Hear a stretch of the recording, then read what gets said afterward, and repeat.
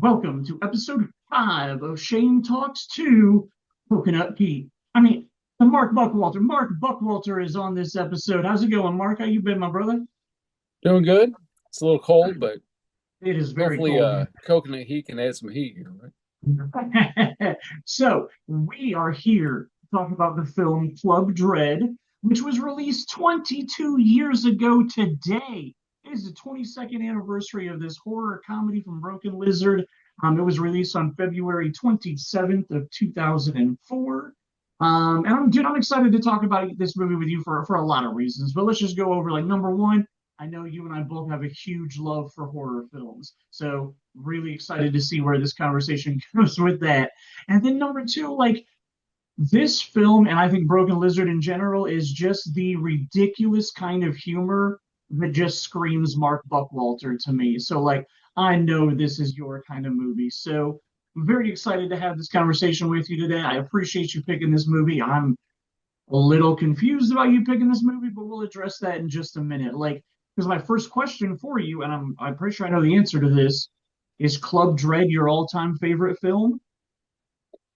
No, not my No. all-time favorite film, but it's my all-time favorite of the Broken Lizard guys. Okay, that's a good thing. Yeah. So since I knew the answer was no, and like usually when people say no here, I follow up with the question, well, what is your all-time favorite film? And every single guest before you has told me that's too hard of a question to answer. So I'm not going to ask you what your all-time favorite film is, but like give me some of your favorite films. Like give me some of the films that you love. Like if I were to ask you for your letterbox top four, like what films do you absolutely love the most? I know two of them. Let Oh, me guess two of them. Let me guess two of them. One, you have a huge Jaws tattoo, like sleeve on your arm. So I believe Jaws is one of your all-time favorite films. And then number two, the film that I really thought you were going to tell me you wanted to talk about, if it wasn't going to be Jaws, I predicted that Tombstone was going to be one of the movies that you wanted to talk about. Is Tombstone? It's one of your favorite films, right? yeah. Oh, yeah. That's Okay. top 10 for Okay. sure. So aside from Absolutely. Jaws and Tombstone, like what are some other Mark Buckwalter favorite films? Is well, there's obvious ones, right? Yep. Could I talk about Jaws? Sure. But that's a given. That's Yep. one of the greats. But another top five, Mm-hmm. Well, The Predator is a great film. right? Yep. Can't go wrong with Predator. Absolutely. And as far as you could go many with I put it in categories. Like Star Wars is a I kind of put it in a category of itself. So the trilogy, it's hard to say. The originals, right? Sure. So I don't really put those as I know it's one, two, and three, but if I had to pick, I'd say Empire. Most people would, you know. I would. Yep. But and also the Clint Eastwood films, I kind of put them together Sure. because what are you going to pick? I always go back to Dirty Harry because that's the first thing I saw. My dad loved that film. So, and I'm a big collector. Mhm. We're we're in the silver rig for it. But Nice. so it's so I always go back to that one first, and I then like it. yeah, and then you got another one that I like, and this is a curveball one. Mhm. I love Son of a Woman. Oh, okay. That's a great movie. I I love wouldn't that. have predicted that for Yeah, you, but that's a great movie. yeah, because I always look at your favorite movies are ones that you're always quoting or you're always going back to. Just like Yep. series, there's other series we can do a whole thing about TV shows, Mhm. and that's separate. But movies, there's movies that are, you quote them all the time. With Scream and all that, you quote Oh them yeah. Oh all yeah. the time. You always go back to them. Yep. So that's what it is. Not so much does it have to be a top five or award winning movie, so to speak. It's really more so on, Quotable. I can remember like what I was doing at that time, and so there's a nostalgic element to those films that I love. Well, Yeah. let's hit on what you just talked about. You're remembering watching it. Do you remember the first time you ever watched Club Dread? Do you remember where you were, like who you were with? You got a story about that? I was thinking of that today. I did see it in the theater. I saw it. I'm thinking, think it was Clearwater. We was going Okay. to see it, and who I was with. I'm thinking Mike. Oh, cool. I think Mike and Jay. Yeah, it was that we saw that, and I'm almost positive that's who I was with. It was Mike or Jay, or I know Mike was there. I remember that. Awesome. So yeah, I remember that part of it. And for years, I can't find. I had the ticket stub to that, Oh, and I can't find it, but I know I have it. So I do wow. have the ticket stub still, and I was sitting there looking for it, man. Because if I had that, that'll tell the tale right there, right? Sure, absolutely. So So, in the past 22 years, can you think of a time that you've shown this movie to somebody for the first time? Like they said, "Oh, I've never seen Club Dread," and you're like, "Oh my God, I have to show it to you," or you gave them you let them borrow your DVD or anything like that. Is there been anybody that you've introduced to this film? actually, my mom because they stream it now, so I made her Okay, watch it because I had to rewatch it a few weeks ago. Yeah, okay, so I guess that would be the most recent, that we watched understandable. it. And All right, before we start getting digging deep into the actual like movie itself, the first thing I like to talk about people about this film about their film is what somebody would see for the first time when being introduced to this film. Whether you're at the movie theater and you see the one sheet poster for it there, or you're browsing the video store and you see the DVD box art for it. Like for this film, there's three different images that we can discuss. There is the theatrical one sheet, which has a title in the middle, and then it's got kind of all the characters around the title, like they're like floating in a pool type thing.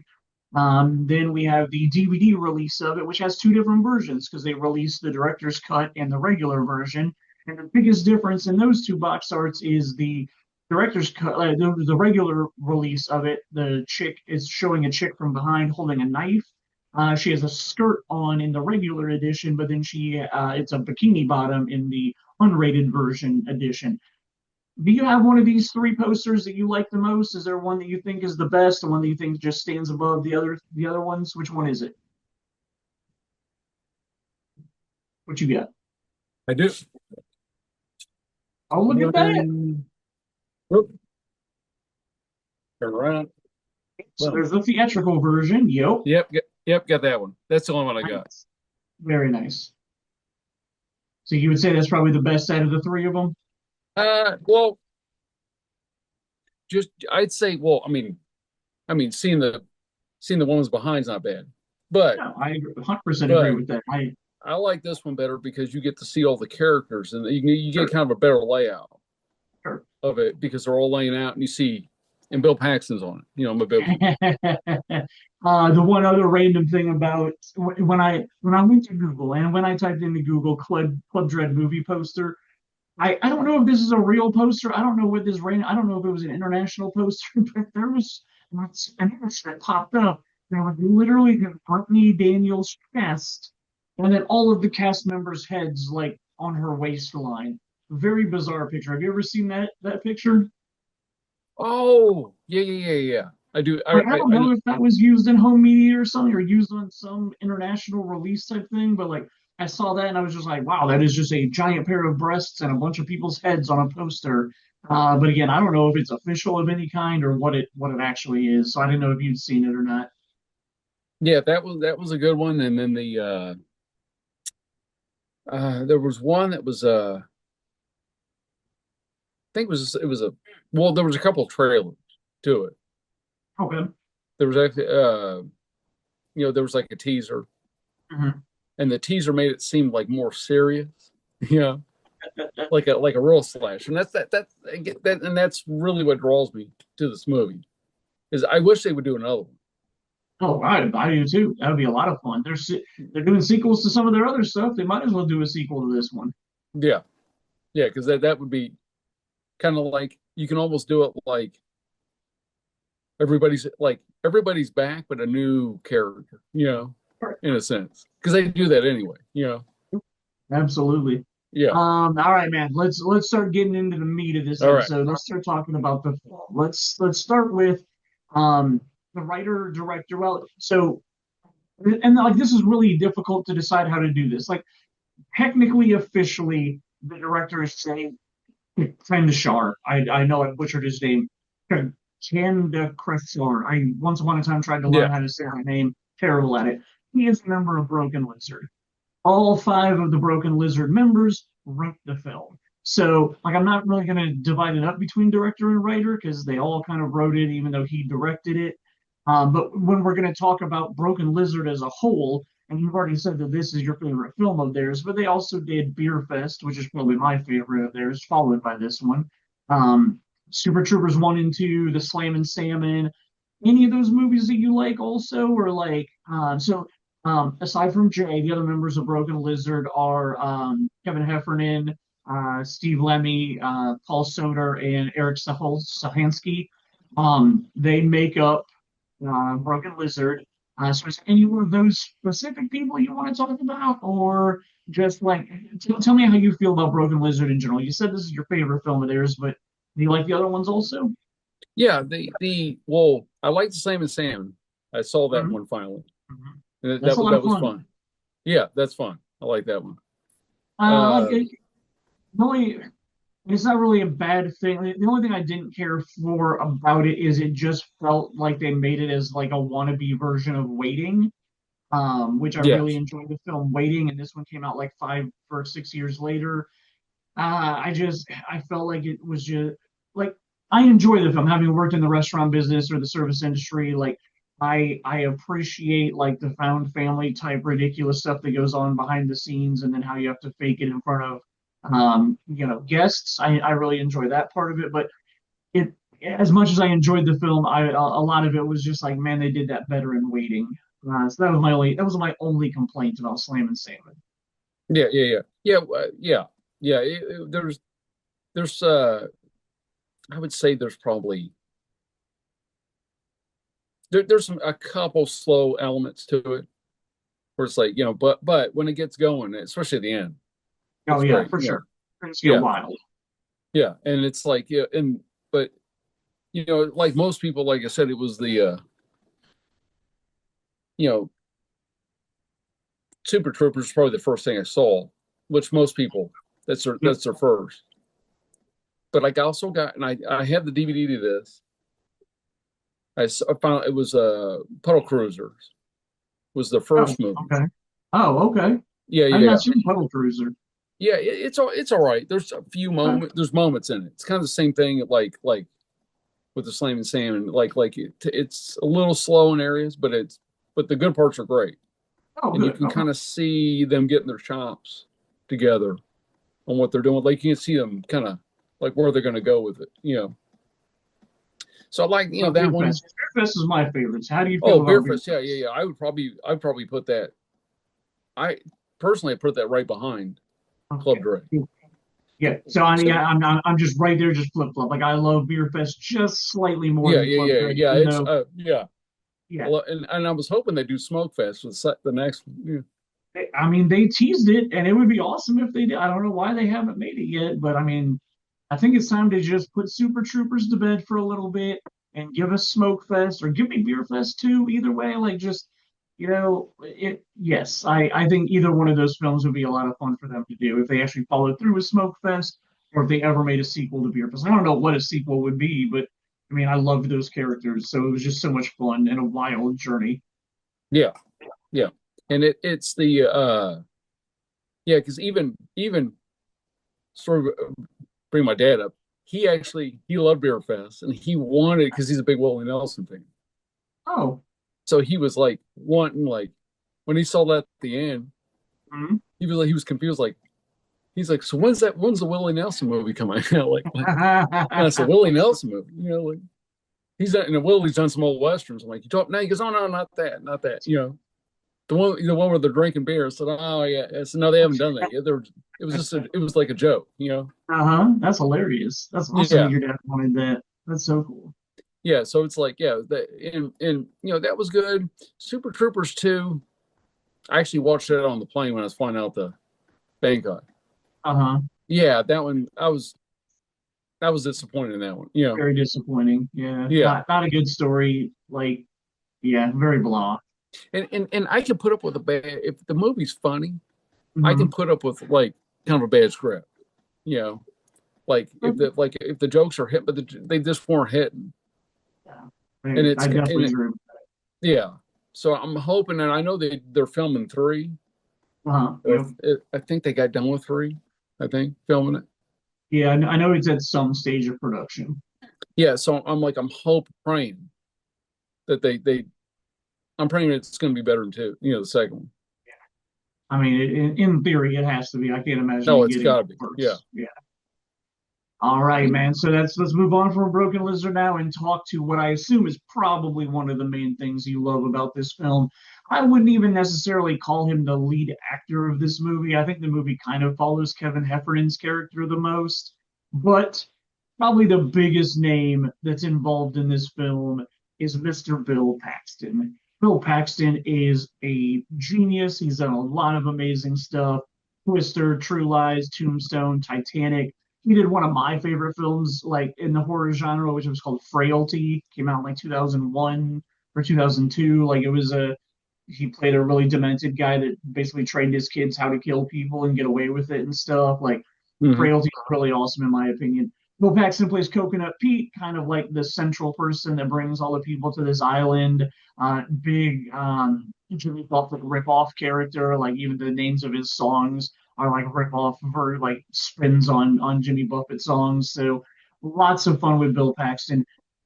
I have a feeling that your answer is going to be no, but do you think this is Bill Paxton's best movie? And if it's no, what is your favorite Bill Paxton performance?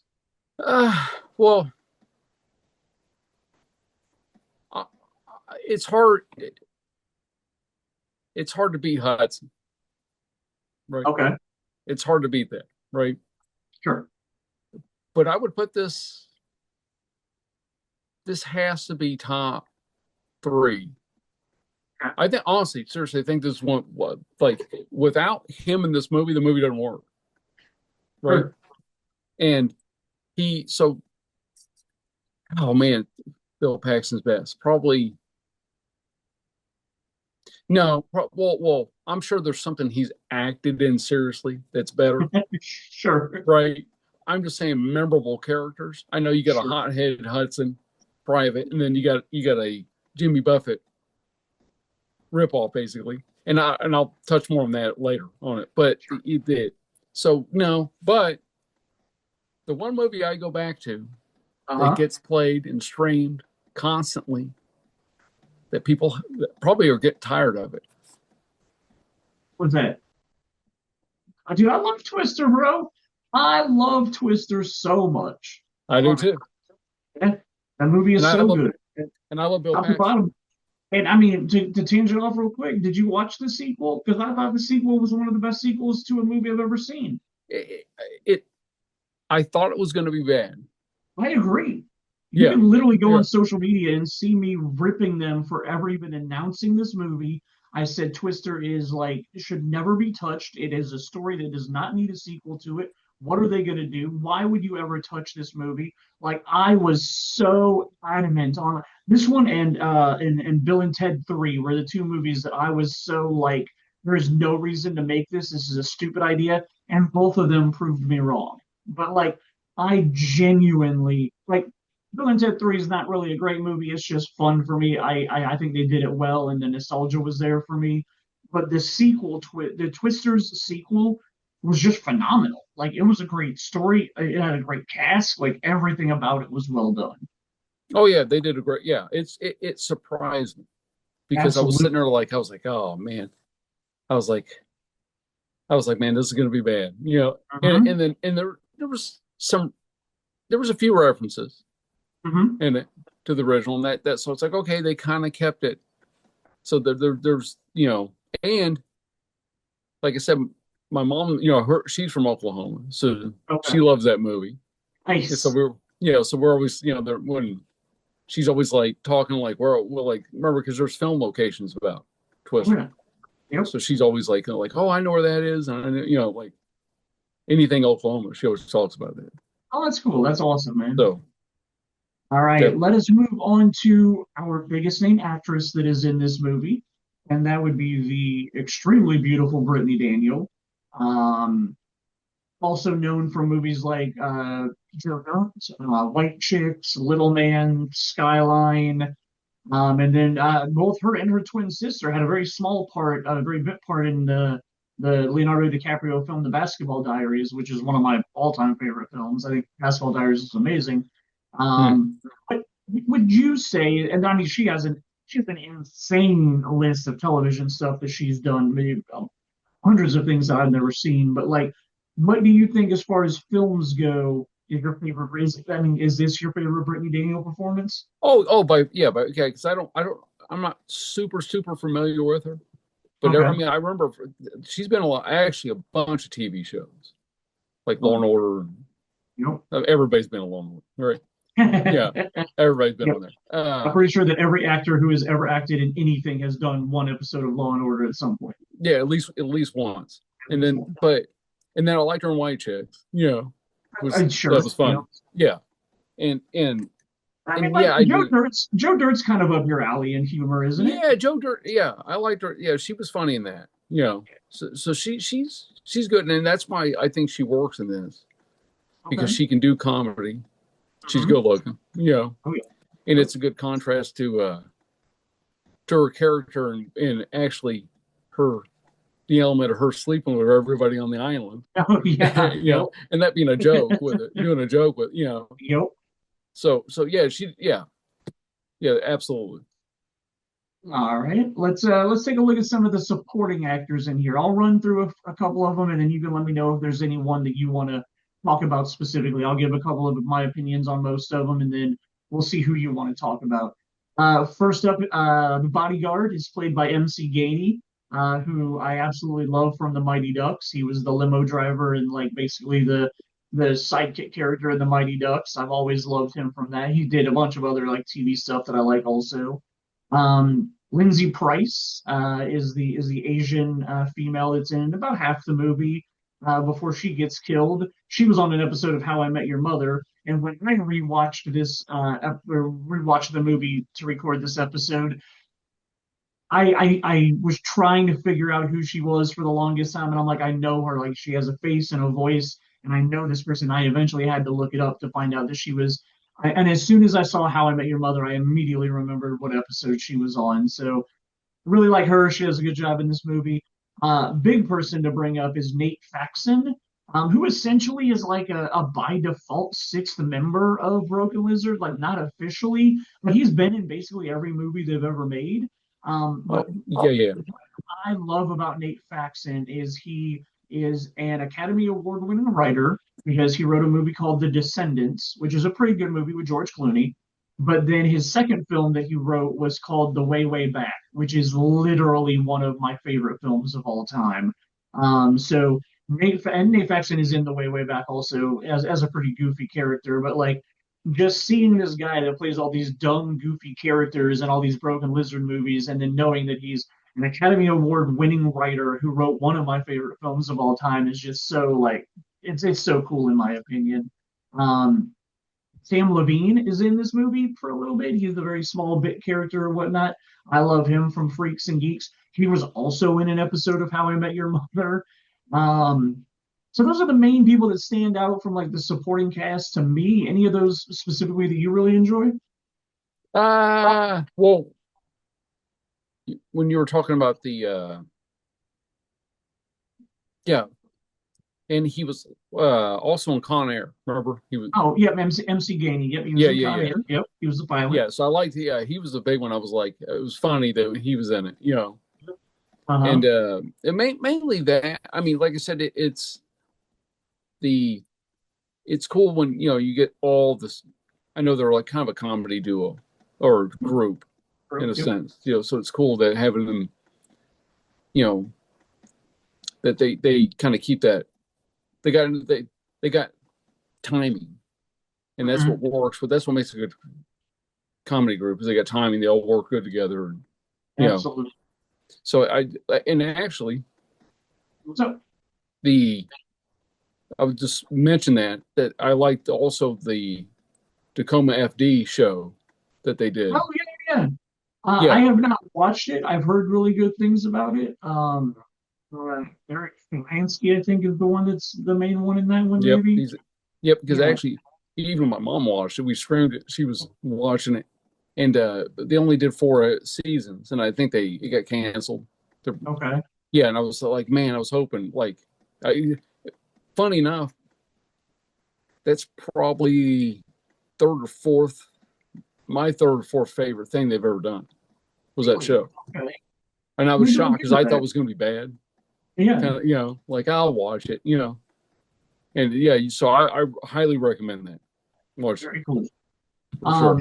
It always all the previews I ever saw for it excuse me, very much gave me like Reno 911 kind of vibes too. It's that show just environment. Just Yeah, with firemen. Okay. Yeah. yeah, That was kind of absolutely. what I always got the vibe from when I was seeing previews or anything for It's it. kind of like you mix that with the firemen with a little bit of there's a little Super Troopers feel to it too. Okay. Okay. Yeah, so it's kind of a mix, but I'd say more Reno than Okay. Super Troopers. Yeah.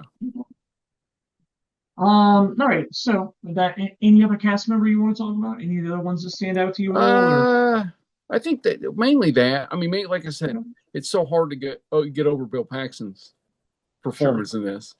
That he, especially the kind of character he's playing, it Hmm. being a Jimmy Buffett guy, and I'll get on that. But yeah, mainly Bill's wife Right on. for sure. If I were to ask you to tell me either one shot or even like one scene in the film that stands out the most to you, like your favorite, either like a specific shot that's shown or just like what's your favorite scene in the movie? Like what would you have to say about that? Probably the beginning when Okay. the two girls and the guy go off Yeah. Okay. and they're messing around that little tomb when you first kind of see the killer. Yep. And then whenever he comes up and he's chasing her, and she slides down right into the cliff, and she falls, and you see him, Yep. and you see that head because he decapitates her. Yep. Yeah, Yep. I think that scene because you at first you're kind of thinking comedy, fun, but then you're like, oh, Yeah. this is serious. like Absolutely. And yeah, the movie does a really good job of that through the whole thing of like when it wants to be funny, it's really funny. But when it wants to be like violent, like it's pretty violent. Like oh yeah, well, I say that, but also some of the kills do the very Hitchcockian thing where like you see the knife go up and then slice down, but you don't actually see like the person getting stabbed or getting killed or anything. But then later you see the aftermath of it. But like when I rewatched it, I was like, oh man, like they kind of cut away from a couple of the kills. Not all of them. There's still a couple of kills that are pretty graphic on screen and whatnot. But there were a couple of times where I was like, well, that's kind of weird for an R-rated horror film to do something that would more commonly be used in like a PG-13 movie. But again, I say the Hitchcockian thing because Hitchcock was always like, whatever you think of in your brain is way worse than what I could ever show you on screen. So I feel like it works a lot for this movie. yeah, oh yeah, Oh, definitely. I mean, it's the and they yeah because they did that with all even the maze scene with the yep, people the fruits, and you yep, think it's funny, yep, but then they changed the tone of it where absolutely. once the killer's there, you're like, oh, yeah. So yeah, Mhm. yeah, they did a good job with that. They really did. And then that opening scene that you're talking about, I agree. Like it does a great job of setting it up. Like going into it thinking I'm watching a horror movie or whatever. Oh, it's a bunch of kids fooling around. You give me some nudity, a couple of girls topless. Some stuff starts happening, and then the killer shows up, and then there's two good chase scenes in that movie, and then the movie does something that I really love because anybody who knows me knows that I love nonlinear storytelling. So then it jumps back and says 1 hour earlier and shows you what all those characters were doing before that situation happened to them. Yeah, I really enjoyed that from the narrative storytelling aspect. Like you kill me these characters and kill them off immediately, but then you still jump back and give me like 15 more minutes with them, seeing how they got to where they were. yeah, yeah. And even there's even little kind of introduction to all the characters too when they're coming to Sure. the island. Yep. And Get to know the cast type moment there. and they do a great job also. I was Hmm. talking to someone about this today, but of setting up every like the red herring, like Oh, everyone's a absolutely. suspect. Everybody could be the killer, and then so everybody's suspicious of everyone, and you really don't know You who it really don't. is. No. Well, I mean, like, I don't know if we'll talk about it later. When that's one of my only complaints with this movie. As much as I enjoy it, as fun as it is, as much as I like how as much as I like all the tropes that it does and all the like spoofs that it does of like classic horror films and whatnot, the fact that when the killer's motive is revealed at the very end, it's really one of the dumbest things I've ever heard of. Oh Like yeah, yeah, yeah, yeah. it's, but at the same time, like I am sure that was their mission. Like I'm sure that was their goal. But like we have created this absolutely asinine concept, and we just made you sit through an hour and a half of it.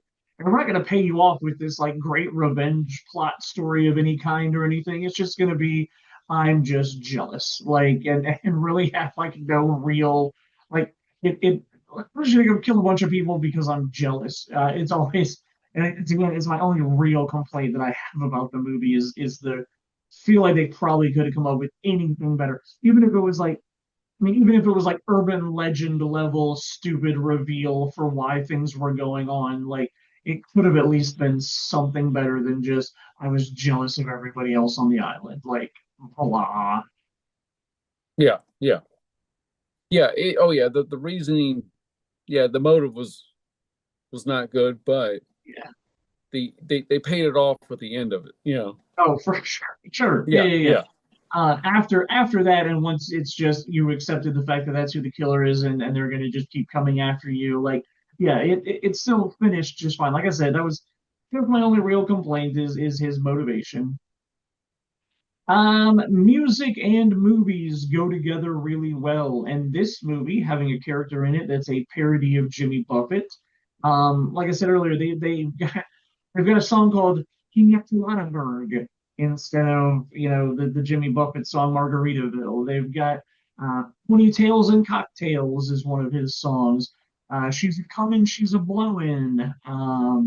Naughty Cow, Pleasure Island, like all kinds of sexual innuendo music that they actually Broken Lizard wrote the songs, and your boy Bill Paxton actually performed the songs and recorded them.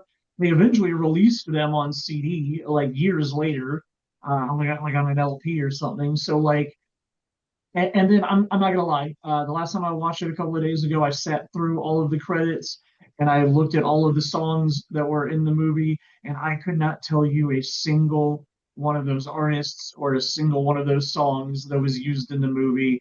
Do you know anything about the music? Do you know anything about all these random bands that I've never heard of? no, the bands no, but Oh, the to speak on the Jimmy Buffett thing, I yeah, yeah the I had two uncles that are super. They're big Buffett heads, right, or parrot heads, whatever you call it. They Airheads, always yep. they always go, and I used to hate Jimmy Buffett, and so I was like, oh man, I'm gonna listen to this, and the they did a I'd say that's probably the best if they accomplished anything, the feat is was mimicking those songs, right? Okay. Because just like even when he was mentioning Pina Colada Bird, the girl said play Margaritaville, remember? Yeah, yeah, And he got mad. So I wrote that before him. Remember, she was, and even the yeah. Yep. remember the joke. He said that son of a bitch. Remember, and that son of a sailor is a song by Jimmy Buffett. Ah, So it's a there's all these Jimmy Buffett references, and even like Good Vibrations and Pink Crustaceans. yep. There was an album called A White Sport Coat and a Pink Crustacean. That's a real Jimmy Buffett album. Oh, So wow. dude, they got it perfect on the Jimmy Buffett thing, and I mean, even doing a Spanish, remember Spanish Fly Fisherman? Like that Okay. was another album that was there. And if you look when he's going through those albums, because Uh-huh. remember he was a big fan of them, Yeah. you know, and I remember they were like, why do you got all these albums? Like And they were like they thought maybe he was the killer, right? Sure, absolutely. But if you were looking real close at those albums, there was like Spanish Fly Fisherman, and then there was the one where is there hammocks in heaven, and he's laying on the it was Yeah, like a chick's nope, panties, nope. Then there's sea shanties and wet panties.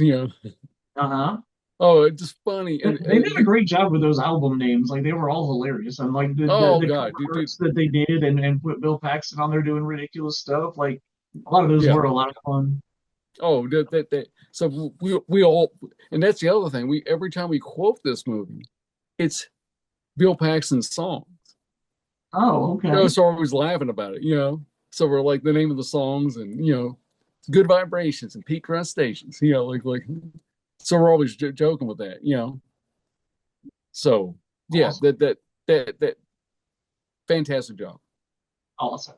But so none of the other songs in the movie, like you don't know anything about any of those Now random bands or anything yeah, like because I that. don't either. There was a lot of random bands like I didn't know too many Yeah, of the soundtrack. I didn't deep dive enough to find out if they were like any of their friends or if they were like bands from Uh, around towns or anything. Like I didn't take any time to look into that. Probably that because you see that in shows a lot. You'll hear songs you're like, what the heck is it? And you look up stuff and you're like, some bands you never heard of. It's probably somebody's friend or Yep, the director. exactly. Yeah, man, I'll put your music on. Yeah. Yep. See, I know directors have done that. Um, Another thing for us to talk about, another thing that I love about this movie so much is all of the homages that it does to other horror movies. Like at the absolute very end, when he's been decapitated and it's only the top half of his body, but he still jumps out of the water like Jason Voorhees does and Yep. grabs the girl and pulls her back. And then just like so many other misdirection shots and some of the scenes and whatnot are just so well done that you can tell that they're referencing like other like really big horror films and stuff like that. Any of the kills or any of that kind of stuff? Anything that stands out with you that you really love about this movie? Uh, I like uh, well, the leg shot at the end is always great. With the legs are Oh, yeah. still going after Where him. they're like they're still swimming. Yeah, Yeah, yeah, yeah, and that was funny. Like he never ends and never dies. yeah. I love that one. Yeah, I love the really the chase. Was it the guy when he was hitting the tennis balls at him Oh, when they were yeah, getting yeah. to the chase? His death. Yep. Yeah, that was funny. And then That was that's when it leads to hilarious. him getting skinny and then sliding Yeah. underneath the bed. Like, and I forgot about that and I lost it laughing. Oh, nice. Yeah, I also love when they go and they hide in the shower and they think the killer's gone, and then all of a sudden, like the killer throws the bloody towel over the top of the shower, and it just gets all over yes, Kevin yeah, Bacon's yeah, face, and then like yeah, so then he's just covered in blood. yeah. That Yeah, I love that there's one. the yeah, the hiding in the shower scene I thought was great, very like reminiscent, like reminded me of Psycho for a quick minute. Like you think he's gonna come in there and find him in the shower or whatever, and he doesn't. So. Yeah. Yeah, man, like they just did a great job of being like, what's some really big things from big horror movies, and let's just figure out a way to throw it in a blender and put it all together, and I think they did an absolutely great job with it. I think they knocked it out of the park with how much fun this movie is, and still somewhat violent and gory for being a horror comedy. Yeah, especially for them being more of a comedy group, more like Mm-hmm. drug jokes and fart jokes and You know, being that for them to do that. That's why I wish they'd go back to doing another. Well, they don't even it doesn't even have to be the sequel to this. So this movie, it could be another horror film they could do. It would be a lot of fun. Yeah. I'll see him do that. I do have a couple of bits of trivia that I was able to find online for this film. Steve Lemmy's character in this movie is named Juan Castillo. Juan Castillo, translated into English, is John Castle, and John Castle was Hmm. Patrick Swayze's character in Dirty Dancing. So I do believe that Broken Lizard are huge Patrick Swayze fans, and so this was a nice little nod to Patrick Swayze. as well as the Penelope joke throughout the entire film. Juan Castillo Hmm. mispronounces Penelope as Penelope. Penelope, Apparently, yeah.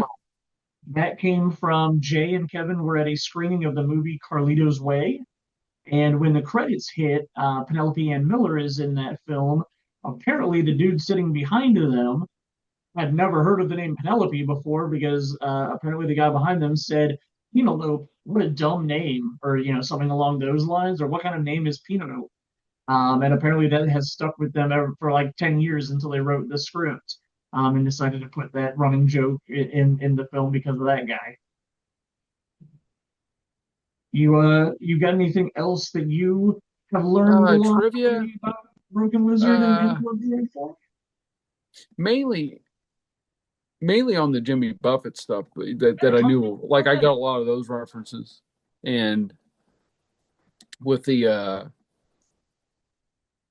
even the and then like I said, and then doing actual, they did all the classic movie horror tropes Oh, that you think absolutely. they took that and they homage to it and they do it where you think, like you said, they did it perfectly where you think like the killer not dying, you think Yep. he's dead and he comes back Yep. and he keeps coming back, and then right when you think he's the even when the bodyguard gets killed, it's that classic like you think he's going to be there. They did the joke, and that's the joke of it. That you Yep. think like, oh, he's going to stop him, Yep. and it's like, whoop, he's gone, and it was all those jokes were great. So mainly that. Well, and do you like thinking about like how I talked about not all the kills are really seen on screen? Like your boy Paxton doesn't really get a good death scene. Like he doesn't get a No, death scene. Like they just stumble across his dead body, and it's kind of disappointing. yeah, I was shocked. I wondered what if that was a like just a like money issue, like he just didn't they didn't have time because I saw an interview with them that Bill was looking up when he showed up there, Okay. and he was talking to them, saying he looked around. He goes, "Guys, take a good look around. This is probably the best it's going to get for you guys." But they were Nice. like, "Man, he was right." Like, you know, and I always remember that. He was Awesome. joking with them, but yeah, I probably that or like, but I kind of like that. That's kind of the off-screen death. Sometimes can work. Sure. Like a lot of people get mad about that. Like, oh, he died off screen. Hmm. And yeah, sometimes that's cheap, and it's kind of a lazy way. Like, hey, we need to Yeah. get him out of here. Kind of like Sam Elliott in Roadhouse. You know, Oh yeah, yeah, exactly. Yeah, very yeah, similar to they that. kill Very, him. He had to go. very disappointing. Yeah, he had to go film another movie, so they just had to like stick a knife in him. Like, yep, he's dead. Like he Yeah. came back in the bar and he's dead. So sometimes it's lame. But Yeah. Bill's like he swings down, he's hanging there dead.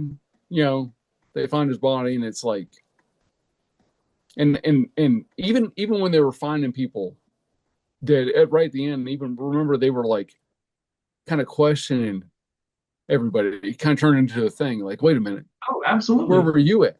Because what That did was you do? there was a very fun, like when I rewatched it, I was like it almost felt like a Clue scene to me because Yeah, it's like everybody starts pointing the finger at everybody else, and it's like, yes, but I know about this fact, and then everybody else is like, we already know about that. Like that's not yeah, yeah, shocking. Like it's just like it felt like a very like Clue type thing to me, where it's like, well, I know this, and then somebody else is yeah, like, well, I know this, and like, did you know that he was uncircumcised? And it's just like yeah, it was a very fun scene putting together all of these people trying to like I think I figured out who it is, and then like everybody ends up being wrong about it. Like that was a very fun and very well written scene.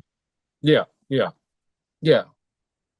So man, as we get close to wrapping this episode up, I just want to give you some time now to talk to me and tell me everything that you love about this film, why you wanted to talk about it today, and if there's somebody out there who hasn't seen the film, explain to them why it is that you think this movie is so good that they need to see it. Like, talk to me about why you love this movie so much. Well, it's a great buddy movie. like going with your Okay. friends. So if Oh you're in yeah, the yeah, I see what you're slasher saying. film, Yeah, yeah. like going, if you love horror films, you love hanging out with your buddies, having and it's almost it's kind of a drinking movie. You can have fun with it. So you still Sure. have it's not just a straight comedy. So you still have the you got the horror. Everybody loves horror. Oh, yeah. Especially going to the movies. You take your day or you got all your buddies or friends. So there's and then you still got the mature comedy. Porky's comedy. Mm-hmm. To it Oh with yeah. with the sax and and then then you just put that in. Basically, it's supposed to be in paradise, like Paradise Island in a sense, and you add that in. But that's what I love about the movie. It's nostalgic to go into the movies with your buddies, and Okay. that's what I associate it with, and I that's like why I that. like it. That Yeah, makes sense. You know, absolutely. so for someone to go see it, which actually I think it's where's it streaming on? I think YouTube streams it, has it. So you can stream it live now and watch Okay. it. So you don't even have to go to the movies. Yeah. Right. So but yeah, I would definitely see it. Actually, Awesome. I would start with that. You think that should be somebody's first introduction to Broken Well, Lizard? I mean, it's probably going to be Super Troopers because that's their Um, most popular. yeah. But I would do that next, or even Beer Fest. Beer Fest is more would probably be a little. Professor That's just so another. much fun. It's That's so another. wild. That Oh yeah, and Beer Fest that's another like buddy movie to go see fun movie. Absolutely. So I saw that one with that's what Jason. I associate this with. I think of us always going to the theater. It reminds me of that. Absolutely, man. Well, hey, Because Mark, I sincerely appreciate your time getting together and hanging out with me tonight, man, and talking about this movie. Did I cut you off? Did you have something else that you wanted to say? no. I was just saying that now it's really getting probably fewer and far between from seeing movies Mm-hmm. comparably. How like I don't think people go to the movies the same rate. Like man, before it was like all the time. Everybody was there. Yep. I mean, if we want to connect everything back to horror movies, today, the day that this episode is dropping, Scream 7 is coming out. So I know that you and I, by the time this episode has come out, will have seen Scream 7 together. You and I have gone to see the last two Scream films together, 5 and 6 in the theater. Like I said at the top of the show, we have a huge shared passion for horror slasher movies. You are the biggest advocate for me writing the sequel to Consternate that I have had ever. I mean, Consternate was 25 years ago, and I think for the last 20 years you have been trying to get me to write the sequel to it. So um, we put that on hold for a little while because of some personal life stuff that happened. But I think we can officially announce that Consternate 2 is going is going forward. It's still going to take a couple of years. We want to get some people age appropriate to play some characters in there, but then as always, you will of course be back to play the killer for us as we reveal what's really going on in the Consternate universe. So yeah, like I said, by the time this episode drops, you and I will have seen Scream 7 together. It will continue to feed our love for the horror slasher genre. It will help me, you know, hopefully the movie's good enough that it's inspirational to keep pushing forward with Consternate 2. I feel like we have a good idea in place. But again, like just absolutely nothing to do with this episode, just between you and me personally. I just wanted to say that like I really appreciate all the years of support and love that you have given myself and Jason for all of our filmmaking endeavors. And when Consternate 2 comes out, it will be because you did not let that idea die. And so I very much love you and appreciate that from you, brother. No problem. I'm the big toe because a What do foot's you not a mean by the foot big without the stuff? big toe, right? I That's like what I it. am. I like it, So man. yeah, Well, I appreciate your time recording this episode with me, chatting with me about Club Dread. It is an absolute fun film, both from the horror genre and from the comedy genre. It blends them very well. Has a fun story to tell. Lots of sexual humor that I mean, I don't know if anything that wild could get made these days. Like there's when I rewatched it, I was like, oh man, there's some stuff in here that I mean I find it funny, but I feel like current society wouldn't be able to handle some of these jokes. But I mean, it's still so worth watching. It's such an amazing movie. Absolutely. It's take the family. Yeah.